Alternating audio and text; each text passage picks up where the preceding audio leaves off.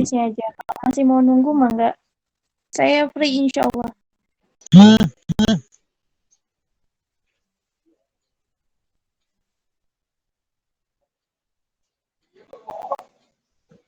Ana mulai aja ya Ustazah. Mangga.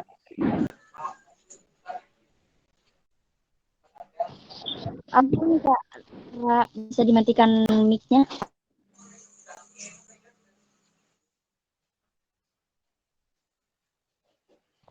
Baik, bismillahirrahmanirrahim. Assalamualaikum warahmatullahi wabarakatuh. Alhamdulillahirabbil anbiya'i wal mursalin wala alihi wa sahbihi ajma'in amma ba'du. Puji serta syukur marilah kita panjatkan kehadirat Allah Ta'ala dan senantiasa bersyukur atas limpahan rahmat dan nikmat yang telah banyak Allah berikan kepada kita. Baik berupa nikmat iman, nikmat sehat, maupun nikmat lainnya, sehingga kita bisa dikumpulkan oleh Allah di majelis yang insya Allah diberkahi oleh Allah Ta'ala, serta dinaungi oleh para malaikat. Salawat serta salam tak lupa pula kita curahkan kepada baginda Rasulullah SAW yang membimbing kita dari zaman jahiliyah hingga sampai ke zaman modern ini. Masya Allah. Mari kita bersama-sama bersolawat kepada beliau dengan mengucap Allahumma sholli ala Muhammad wa ala ali Muhammad. Baik, sebelumnya perkenalkan saya Dana. Saya sebagai moderator yang insya Allah akan memandu acara sampai selesai. Berikut sunan acara kajian pada malam hari ini. Yakni yang pertama pembukaan, kedua penyampaian materi, ketiga sesi tanya jawab, dan yang terakhir penutup. Mari kita buka kajian pada malam hari ini dengan membaca basmalah bersama-sama. Bismillahirrahmanirrahim. Memasuki acara yang kedua, yaitu acara yang paling kita tunggu. Tapi sebelum itu, Ana ingatkan ya, bagi seluruh peserta, apabila berkenan on-cam dipersilahkan, tetapi untuk mikrofon, mohon untuk diberikan saat kegiatan penyampaian materi berlanjut, demi kelancaran kajian pada malam hari ini. Baik, kepada Ustazah Hani, waktu dan tempat kami persilahkan.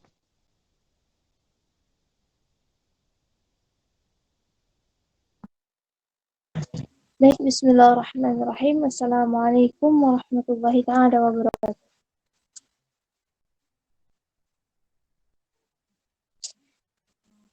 Alhamdulillahi rabbil alamin, wa bihi nasta'in, wa ala umur dunya wa din, wa ala alihi wa sahbihi ajmain.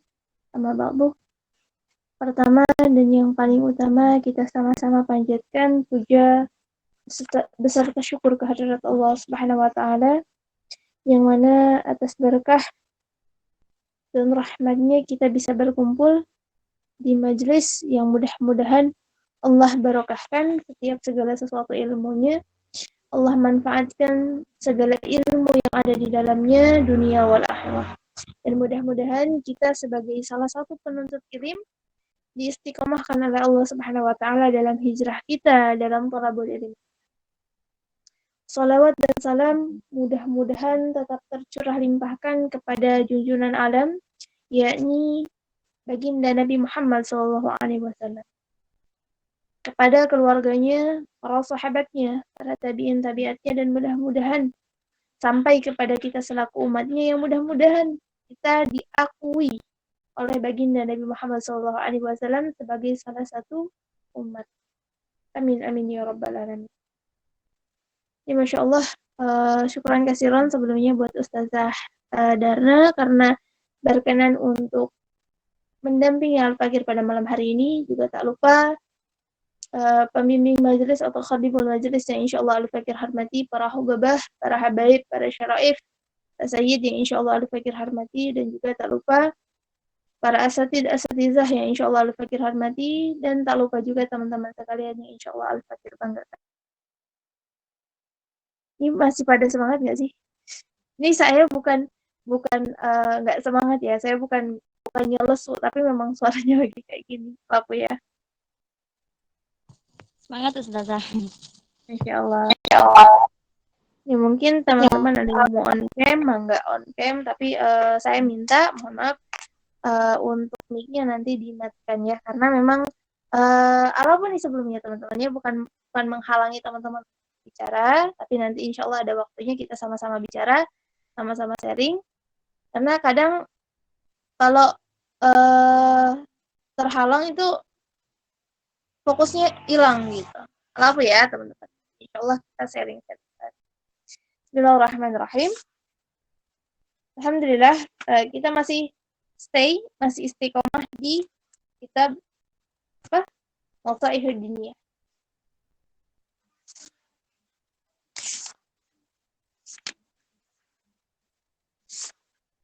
Nah, alhamdulillah kemarin tuh kita membahas tentang ridho terhadap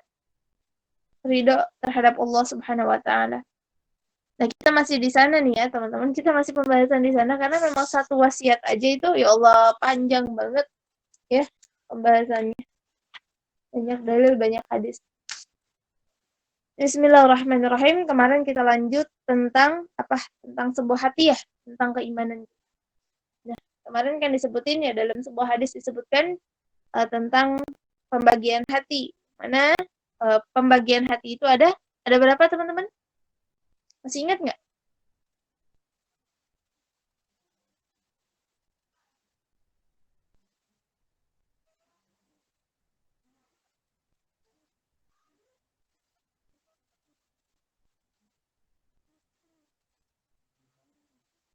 Ya, ada yang ingat nggak? Insya Allah ada 4. Nih, jadi tadi kata saudara tuh katanya hati itu ada 4 macam. Apa aja yang 4 macam? Yang pertama ada hati yang kosong, yang mana di dalamnya ini ada sebuah pelita atau sebuah lampu yang terang. Dan ini biasanya itu adalah hati orang mukmin ya, orang yang benar-benar taat terhadap segala sesuatu yang Allah perintahkan. Terus ada yang kedua, hati yang hitam terbalik. Nah, ini hati siapa? Hatinya orang-orang kafir. Kebalikan dari orang-orang mukmin. Nah, terus ada yang ketiga. Apa itu yang ketiga? Yang ketiga adalah hati yang terikat pada bungkusnya atau sebuah hati kayak ibaratkan permen. Nah, dia terikat dengan apa? Dengan cangkang, dengan bungkus. Ini hatinya siapa? Hatinya orang yang munafik.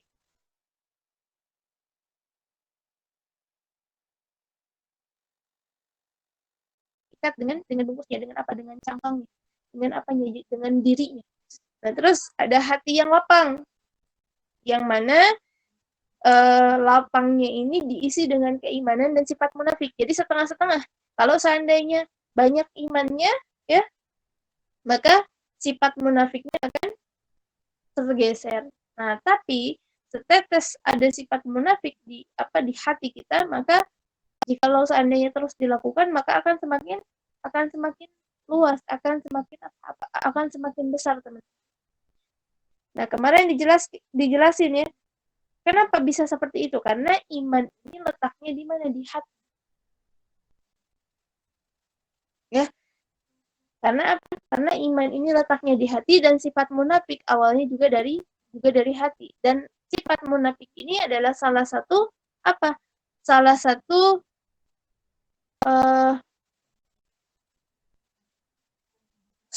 hal yang bisa membuat hati kita ini menjadi hitam.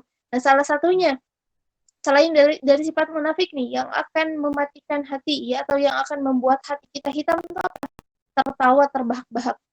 Nah, kata guru saya dulu waktu di pondok, kami kan teman-teman ya, saya sama teman-teman tuh biasa ketawa-ketawa. Nah, kalau ketawa-ketawa, salah satu dari kami tuh kencang banget, kedengeran sampai ke tempat rois, ke tempat ustadz. Nah, di situ dibilang kata ustadz, katanya, ini Kak, lain kali kalau seandainya ketawa, harim tuh dijaga, jangan sampai ngakak. Kenapa Ustadz ditanya? Kenapa Ustadz? Itu adalah salah satu hal atau salah satu sifat yang akan membuat hati kita ini hitam. Jadi bukan hanya sifat munafik aja katanya.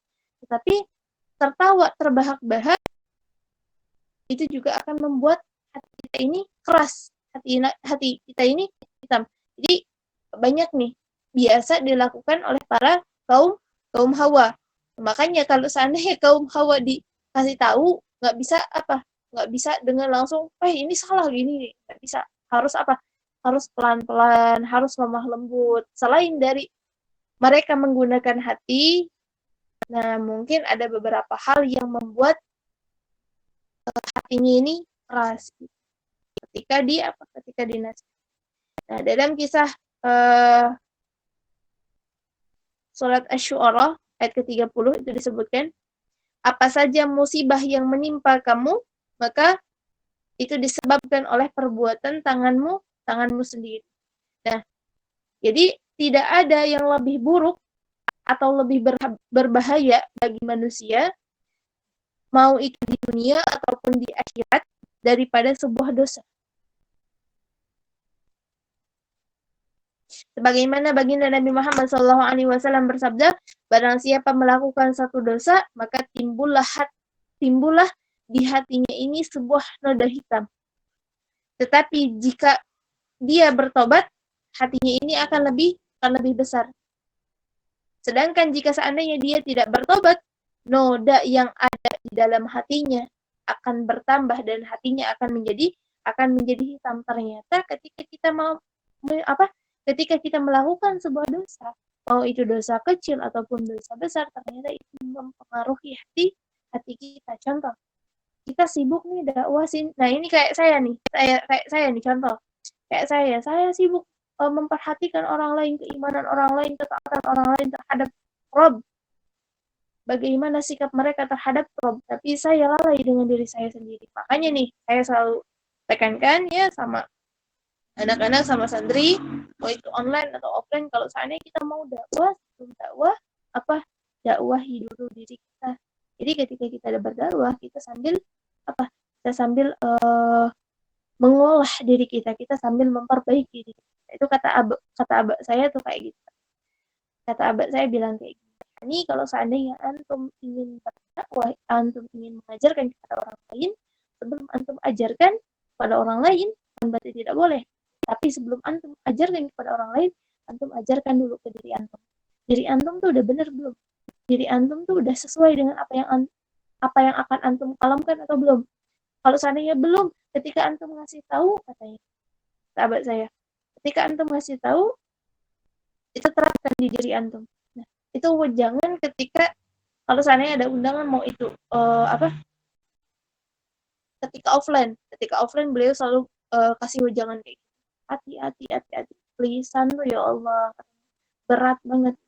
Jadi ketika antum dakwah, ingat pengalaman abad. Nah, jadi itu pegangan saya. Jadi ketika ada orang yang mungkin datang ke kita, kak, ini gimana ya? Dia tuh gini. Jangan, hati-hati. Lebih baik kita menghindari daripada kita masuk ke Kita masuk untuk menggibahi seseorang. Pahala kita belum tentu lebih besar daripada orang yang kita bicarakan. Ya. Dosa kita belum tentu lebih sedikit dari orang yang kita bicarakan. Udah mah dosanya kita banyak, ngebicarain orang malah nambah dosa. Jadi jangan, lisan ini dijaga. Kalau kalian nggak penting, nggak usah ngomong, diam aja. Jadi kalaman kita akan lebih dihargai ketika kita berbicara. Kalau seandainya ketika dalam beberapa hal kita mengikuti aturannya. Maksudnya mengikuti aturannya itu gimana? Karena memang dosa yang paling banyak itu dari lisan. Entah kita menyakiti hati siapa, kita nggak tahu. Walhasil karena memang di dalam hati kita nggak salah, kita benar. Nah, nggak mau meminta maaf. Nah, itu tuh bisa jadi salah satu penyakit hati, dan itu juga bisa menjadi salah satu penambah dosa. Nah, sedangkan di sini disebutkan kata baginda Nabi Muhammad SAW, barang siapa berbuat dosa, maka akan timbul di hatinya noda yang hitam. Nah, kayak ibaratkan tisu putih kita kasih tinta hanya 1 tetes. Tapi kalau seandainya kita kasih air terus-terusan, atau kita kasih tinta terus-terusan, maka akan semakin melebar. Tapi kalau tisu nih, kayak di tisu, kita kasih tisu nih kita kasih tinta, otomatis akan melebar sedikit demi sedikit. Walaupun jadi pudar. Itu juga hati kita. Gitu ya. Jadi yang lebih buruk dan lebih berbahaya untuk manusia di dunia dan akhirat itu adalah dosa-dosanya. Nah, Allah Subhanahu wa taala dalam kisah surah Asy-Syu'ara ayat ke-30 tadi disebutkan seperti itu, Allah Subhanahu wa taala menimpa kita dengan musibah.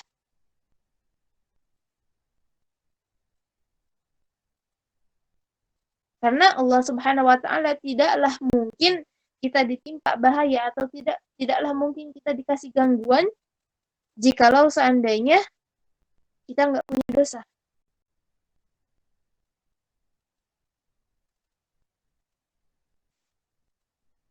Jadi selama kita punya dosa, Allah kasih terus ujian-ujian.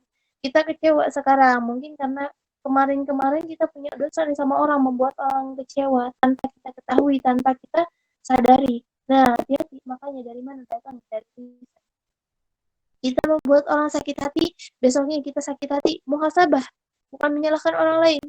Karena poin pertama kita bisa sakit hati, poin pertama kita bisa mendapatkan hal yang serupa adalah kita melakukan hal yang sama. Yang mungkin mau secara disengaja ataupun tidak disengaja kita pernah melakukannya. Gitu. Jadi ketika kita mungkin sakit hati, ketika kita mungkin kecewa, hal pertama yang harus kita lakukan apa? Bermuhasabah, introspeksi diri, bahwasanya Allah memberikan ini, Allah memberikan cobaan ini, selain Allah ingin menguatkan aku, yang lainnya adalah agar aku berhusnuzon, agar aku belajar bahwasanya saya dulu pernah menyakiti hati seseorang, saya belum minta maaf sampai Allah sadarkan saya bahwasanya sakit ini ketika dikhianati, sakit ini ketika dikecewakan. Ya mungkin karena diri kita juga, bukan karena orang lain. Jadi kalau ada apa-apa yang terjadi dengan diri kita, jangan nyalahin orang lain dulu, salahin diri kita dulu. Introspeksi dulu sama diri kita, ini apa yang salah sama diri kita. Sampai ketika kita paham, saya dulu kayak gini, langsung minta maaf. Minta maaf nih kata siapa ya, dulu saya pernah dengar kayak gini. Kalau seandainya kita minta maaf, nah kita harus tahu nih, kecuali kalau seandainya minta maaf itu minta maaf biasa. Minta maaf biasa, contoh gini. Kayak ibaratnya kita lagi ngobrol-ngobrol, minta maaf ya gitu. Takut ada hal yang tidak disengaja, takut ada sesuatu hal yang tidak disengaja terlontar sampai membuat sakit hati, atau sesuatu kelakuan yang membuat sakit hati tanpa disengaja. Minta maaf.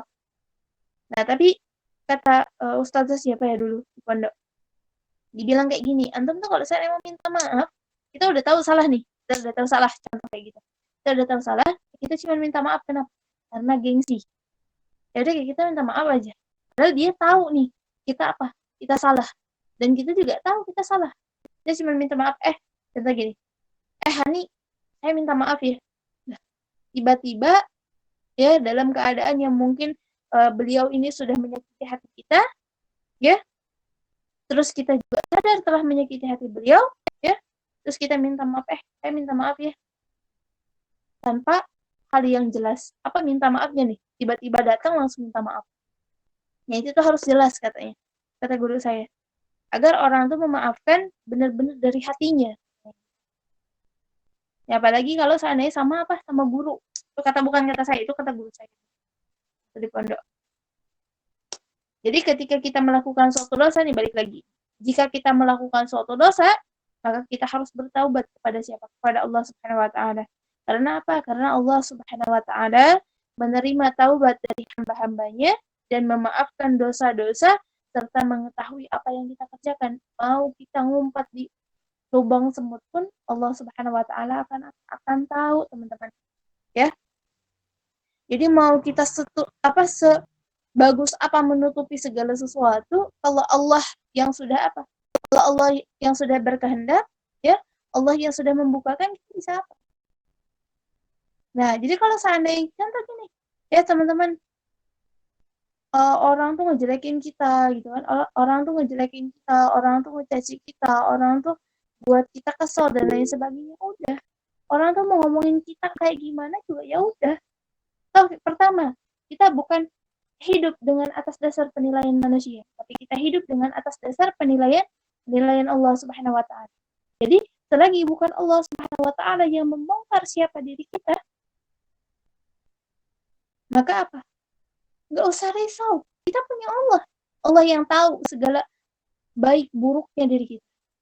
Jadi, buatlah diri kita ini menjadi versi terbaik dengan versinya Allah Subhanahu wa taala. Jadi versi terbaik menurut Allah Subhanahu wa taala, bukan versi terbaik menurut siapa?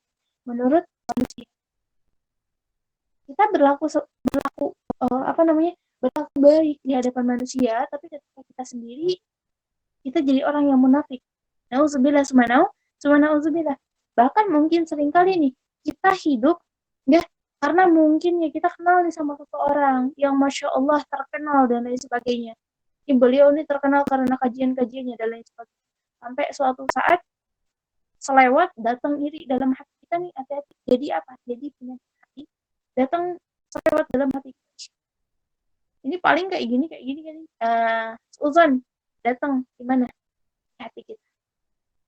Kepada siapa? Pada orang tersebut.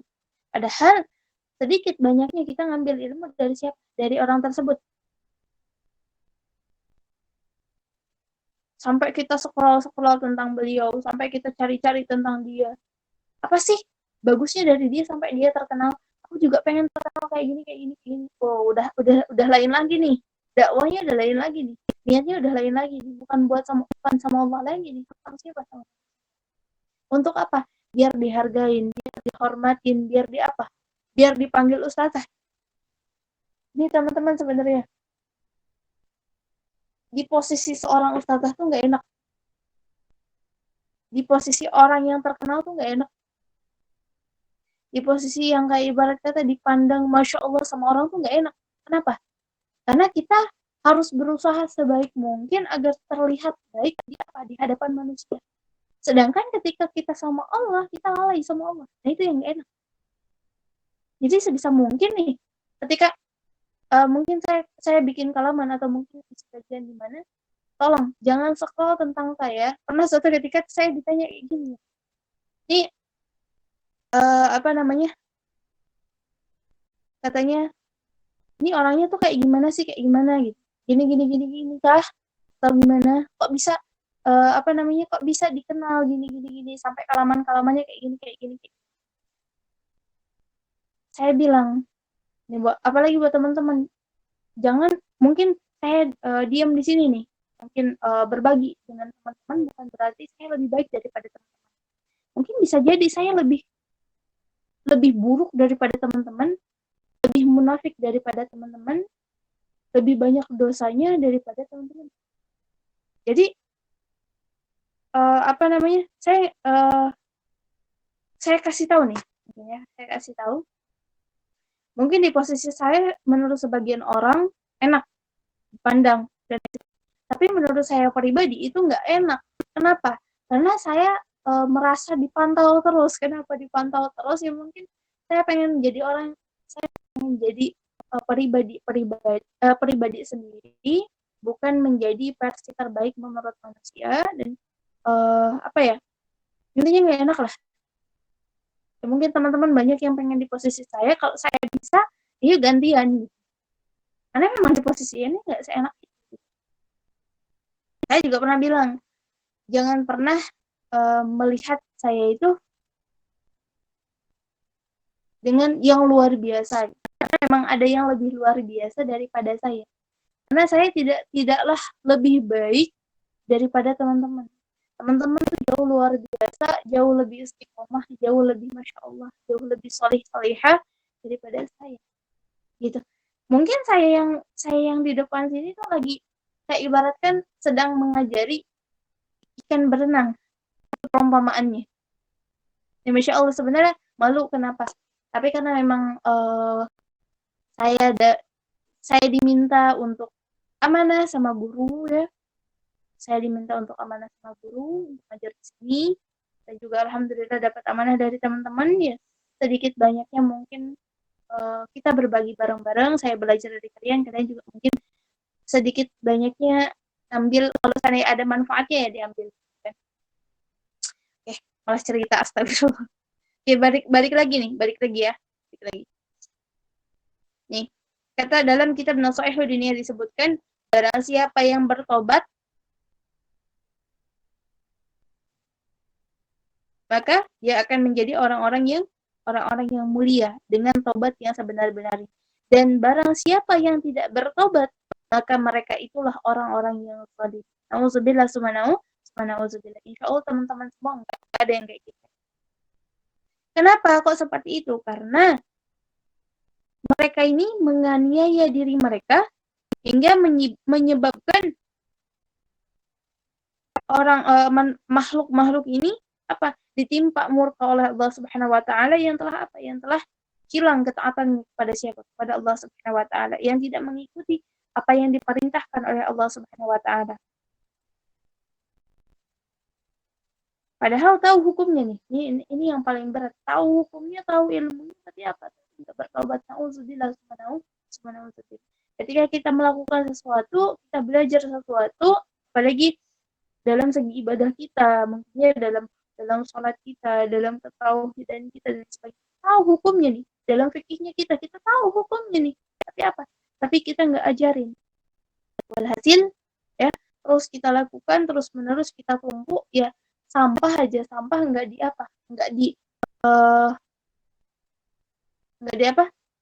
dibakar, ditumpuk terus, lama-lama bau, ya, lama-lama busuk. Gitu juga dosa. Kalau dosa kita tahu ini dosa, jangan dilakuin, tinggalin kalau bisa. Kayak mungkin kita lagi hijrah nih, sekarang kita lagi hijrah, kita mengusahakan yang terbaik agar apa? Agar kita itu bisa istiqomah. Tapi ternyata kita nggak bisa istiqomah. Kenapa kita nggak bisa istiqomah, teman-teman? Karena mungkin lingkungan kita yang yang buruk, atau circle kita yang mungkin tidak sesuai dengan diri kita, atau mungkin kita berteman dengan orang-orang yang membawa kita ke dalam hal yang lebih buruk lagi. Tinggalin, nggak apa-apa. Tapi kan saya jadi sendiri. Lah, kan ada Allah. Kita hijrah sama Allah, niatnya karena Allah, bukan karena manusia kan? Jadi ya udah. Kalau seandainya sekiranya gini, kalau seandainya saya saya nggak bisa sendiri, cari teman yang memang benar-benar bisa bisa membawa kita ke jalan yang lebih baik lagi, bisa membawa kita ke jalan yang lebih masya Allah lagi nih teman-teman ya. Jadi jangan pernah kita bertahan di suatu tempat yang mana pertama kita nggak dihargain, ya. Yang kedua kita nggak dapat support, ya, support untuk hijrah. Contoh kita terus ngajakin teman kita untuk hijrah bareng-bareng, tapi ternyata hijrahnya kita dianggap keren. Nah itu tuh buat diri kita itu makin terpuruk, makin jatuh. Jadi kalau seandainya memang sekiranya udah nggak kuat, udah lepasin aja, nggak apa-apa. Doain aja, minta aja sama Allah, ya Allah mudah-mudahan dia lebih istiqomah lagi, ya Allah mudah-mudahan dia dikasih hidayah, ya Allah mudah-mudahan dia lebih baik daripada aku. Terus aja doain yang terbaik dengan niatan yang baik, dan mudah-mudahan doa-doa tersebut itu balik lagi ke diri kita, ya. Yang mana kan katanya kalau seandainya kita mendoakan seseorang, ya, maka akan ada malaikat yang akan mengaminkan atau yang akan mendoakan balik dengan doa yang sama. Jadi kalau seandainya kita marah, apapun, doain yang terbaik, mudah-mudahan dia soleh, mudah-mudahan besok dia sadar. Gimana kalau seandainya kita sakit hati, ya, makanya jangan buat orang sakit hati nih. Makanya dijaga lisannya, perbuatannya semuanya dijaga, ya, yang ada di dalam kita dijaga baik-baik, sampai kita menyinggung seseorang yang mana kedudukannya ini lebih dekat sama Allah dibandingkan kita. Ketika contoh kita menyinggung seseorang sampai dia tuh sakit hati ngadu sama Allah, mudah-mudahan dia lebih buruk daripada saya. Nah, diaminin sama malaikat. Terjadilah sama orang tersebut sampai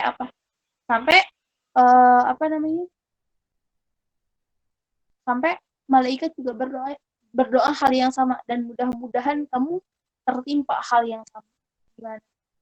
Jadi dua-duanya dapat. Makanya kalau seandainya kita ngedoain, ya kita ngedoain doa yang terbaik. Dan orang yang membuat hal seperti itu, nah, jaga hati, dapat dijaga lisannya, biar apa? Biar tetap terjaga, tidak ada hati atau tidak ada orang yang mungkin tergores dengan sebuah luka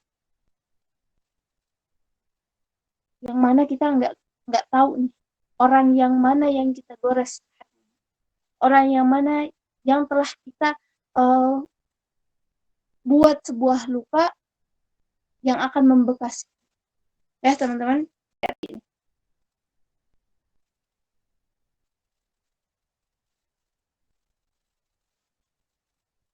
Allah Subhanahu wa taala berfirman dalam kisah surah Al-Mu'min ayat 33 disebutkan, yang mengampuni dosa dan menerima taubat, juga keras hukumannya, yang mempunyai karunia tidak lain adalah Allah Subhanahu wa taala, dan hanya kepada Allah Subhanahu wa taala lah kembalinya semua makhluk. Dari ayat ini, ya, dari makna-makna mulia ini, dari makna-makna yang Masya Allah lembutnya yang ada dikandungkan, yang menimbulkan rasa takut dan harapan. Karena disebutkan salah seorang hamba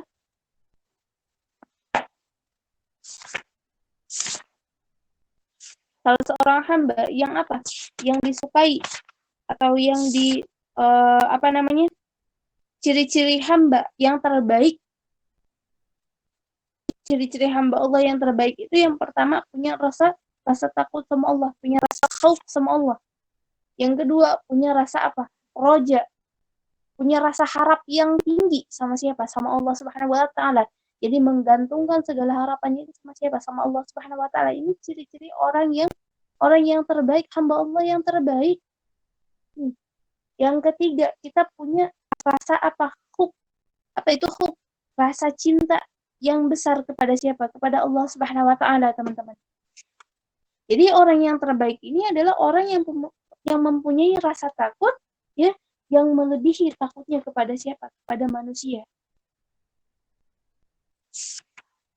Ya, yang melebihi takutnya kepada manusia.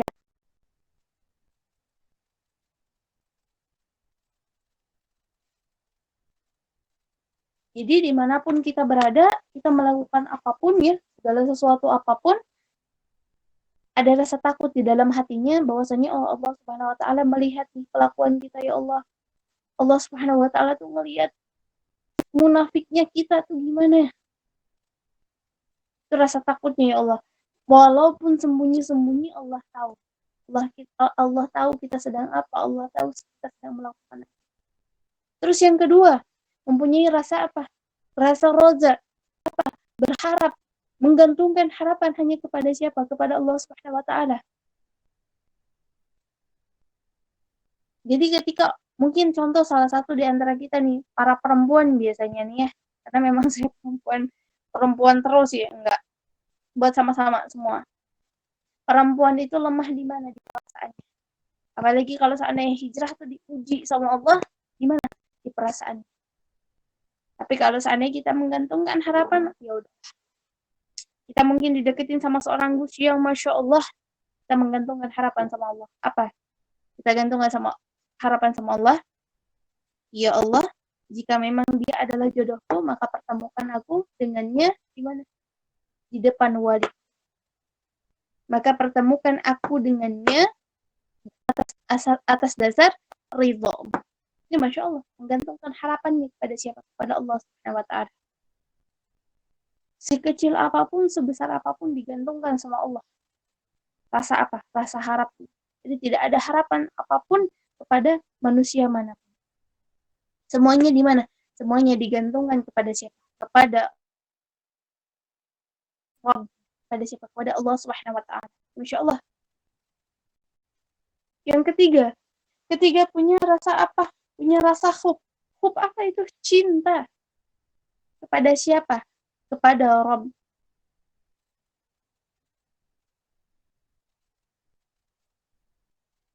Ya, punya rasa hub kepada siapa? Kepada Allah Subhanahu wa taala. Jadi cintanya kita sebelum kepada makhluk, tanyain dulu cintanya kita sudah sebesar apa sama siapa? Sama Allah Subhanahu wa taala. Sudah setinggi mana cinta kita sama Allah Subhanahu wa taala? Kalau kita menyatakan kita cinta sama Allah Subhanahu wa taala, lalu apa? Tapi kita masih melanggar semua larangan-larangannya, apa itu disebut dengan hub. Sedangkan hub itu kan kita apa? Mengikuti segala yang diperintahkannya dan menjauhi segala yang dilarangnya. Lantas bagaimana disebutkan dengan seorang pencinta jikalau seandainya masih menyakiti? Bukankah seorang pencinta itu akan rela walaupun tersakiti tetapi tetap mencintai? Nah, coba terapkan itu sama siapa? Sama Allah Subhanahu wa taala. Allah Subhanahu wa taala memberikan kenikmatan terhadap kita, teman-teman.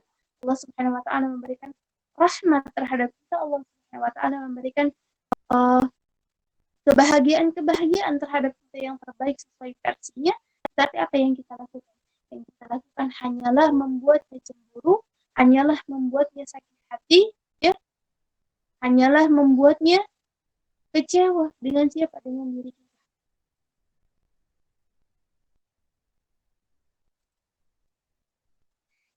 Jadi nih, nyari ilmu itu sepenting itu karena memang seorang wanita jika seandainya bukan ilmunya, maka apa perasaannya yang akan membuat dirinya apa?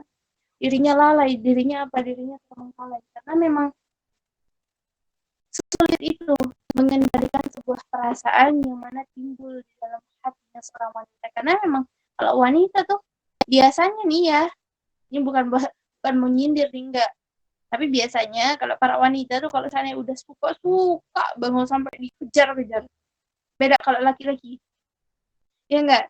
Laki-laki itu beda. Apa? Ya mungkin sekarang datang menguji, ya Allah, datangkan mereka untuk menguji siapa? Untuk menguji kita, untuk apa? Untuk menguji hijrahnya kita, menguji keimanan kita. Ya Allah datangkan mereka. Seperti Masya Allah antum salihahnya, Masya Allah ustazah antum salihahnya, antum gini.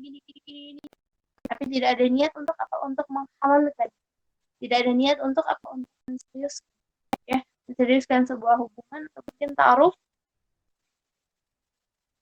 Nah, kalau sampai wanita ini mencintai dengan hatinya, maka mungkin laki-laki di HP-nya asrama putri semua. Jadi teman-teman kalau seandainya memang mungkin ada ya di di tahun ini yang mungkin ingin menikah, ya mudah-mudahan Allah lancarkan, Allah pasangkan dengan orang-orang atau dengan imam-imam yang sesuai, yang bisa mendekatkan kepada ketaatan terhadap Rabb, yang bisa mendekatkan kepada Rabbnya, yang bisa sama-sama menuju ridhonya Allah Subhanahu wa taala. Nggak apa-apa lama dikit, ya, yang penting kita dipasangkan dengan orang yang tepat, daripada kita buru-buru hanya karena nafsu, hanya karena sebuah cinta, hanya karena sebuah suka yang berakhir malapetaka. Nauzubillah subhanahu. Maka yakinlah kepada Allah Subhanahu wa taala, ya, karena keyakinan ini adalah puncak dari sebuah iman.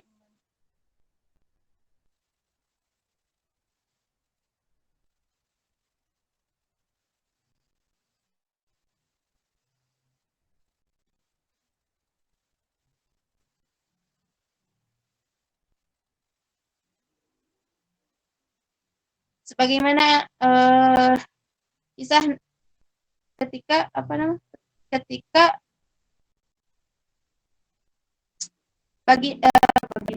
ketika Nabi Ibrahim alaihissalam Beliau meminta ketenangan kepada siapa? Kepada Allah Subhanahu wa taala. Lantas kata Allah Subhanahu wa taala bertanya, "Belum yakinkah kamu?" Apa kata Nabi Ibrahim? Nabi Ibrahim menjawab, "Aku telah meyakininya, akan tetapi agar hatiku tetap mantap dengan iman." Itu dalam Al-Baqarah ayat 260. Jadi dari keterangan tersebut dijelaskan bahwa atau menjelaskan bahwa keyakinan ini adalah puncak dari sebuah iman. Nah, begitu juga kita dalam kehidupan. Bahkan dalam hadis disebutkan keyakinan adalah iman seluruhnya.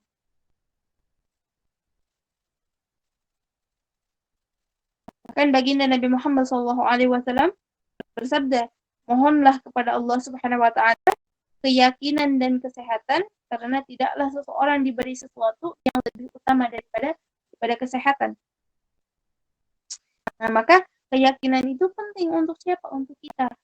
Pada siapa? Kepada Allah tentunya ya. Itu sangat-sangat luar biasa penting. Kita yakin aja dengan apapun yang Allah berikan, entah itu musibah, entah itu cobaan, entah itu apapun itu yang mungkin tidak sesuai dengan apa yang kita inginkan, yakini. Oh, ini yang terbaik untuk kita. Allah turunkan ini agar apa?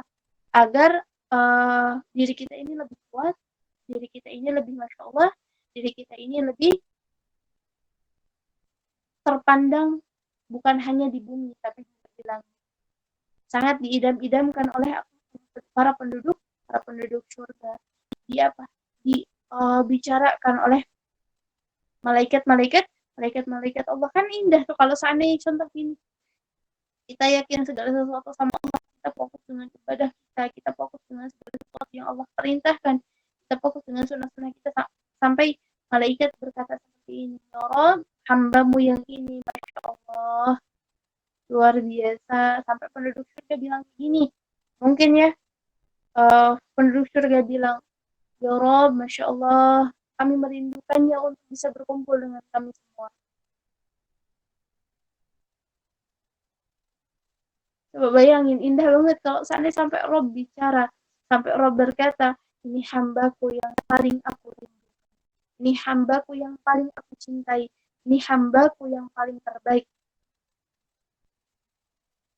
Dengan ketaatan, dengan keyakinan, dengan keimanan. Masya Allah kan. Sampai suatu ketika kita lagi hijrah, kita lagi fokus memperbaiki diri, kita lagi ibadah, ketika kita sedang sujud, Allah kamu kembali kepada saya. Ketika kita sedang ngaji Quran, lagi fasih-fasihnya, lagi enak-enaknya, lagi dengerin ayat suci Al-Quran, ayat-ayat mulia Allah panggil. Kamu balik ke sini, kamu bergabung dengan saudara-saudaramu, kamu bergabung dengan para penduduk surga yang lain, kamu dirindukan. Masya Allah. Mungkin bisa jadi ini teman-teman ya salah satu penduduk surga tersebut. Amin amin ya rabbal alamin. Nah, mungkin cukup sekian ya untuk malam ini. Insya Allah kita bertemu di lain waktu, di lain kesempatan juga.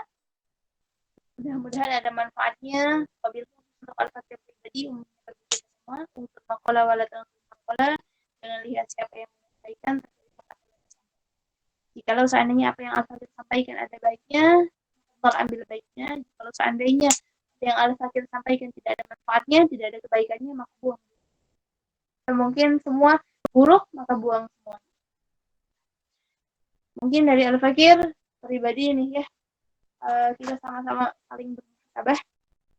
Mungkin suatu saat nanti di mana teman-teman menjadi para ahli surga, teman-teman tidak melihat saya di jajaran para ahli surga itu. Tolong ingatkan kepada Rabb bahwasanya kita pernah berkumpul di majelis ini, bahwasanya kita pernah berkumpul di majelis ilmu. Untuk apa? Untuk talabul ilm, untuk sama-sama mendekatkan diri kepada Allah Subhanahu wa taala. Jikalau seandainya mungkin teman-teman tidak melihat saya di jajaran para penghuni surga, berkumpul dengan para penduduk surga, tolong ingatkan, tolong minta kepada Allah untuk menarik saya dari siksa neraka. Mungkin sekian dari saya. Mohon maaf bila seandainya ada kesalahan kata, baik itu yang disengaja atau tidak disengaja, benarnya datangnya dari Allah Subhanahu wa taala atas kasih sayang Allah Subhanahu wa taala, dan salahnya itu datang dari diri Al-Fatihah. Wabillahi taufiq wal hidayah. Wassalamualaikum warahmatullahi taala wabarakatuh. Padahal saya kembali lagi kepada Baik, Masya Allah, tabarakallah, jazakillah khairan, kasiran kepada Ustazah yang telah menyampaikan materi pada kajian hari ini. Semoga bermanfaat dan dapat dipahami dengan baik oleh kita semua. Baik, memasuki sesi yang berikutnya yakni sesi tanya jawab. Jika ada yang ingin bertanya, silahkan ketik di kolom pesan. Jangan lupa sertakan nama dan asal grup. Pertanyaan tidak boleh melenceng dari pembahasan. Afwan Ustazah, ini pertanyaannya